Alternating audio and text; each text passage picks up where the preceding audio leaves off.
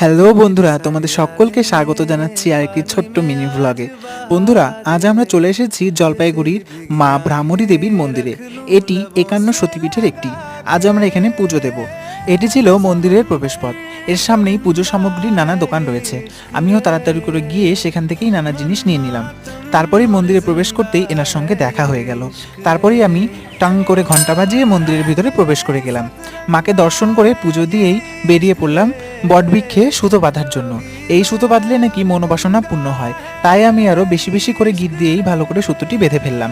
তারপরেই আশপাশটা ঘুরে নিলাম এবং দেখছিলাম দুটি গাছ কিভাবে এক হয়ে দাঁড়িয়ে রয়েছে। গাছ দুটি আলাদা, কিন্তু তাদের মাথা একটি। তারপর মন্দিরে প্রবেশ করেই আবার একটি ষষ্ঠাঙ্গে প্রণাম দিয়ে নিলাম। তারপর আমরা আশপাশটা ঘুরে একটি দোকানে গিয়ে যে যার মতো কিছু খেয়ে নিলাম, যেহেতু আমরা উপবাস ছিলাম। তারপরেই যে যার মতো নানা ধরনের ফটো টটো তুলে আবার চলে গেলাম বাড়ির পথে। বন্ধুরা, ভিডিওটি কেমন হয়েছে কমেন্টে জানিও।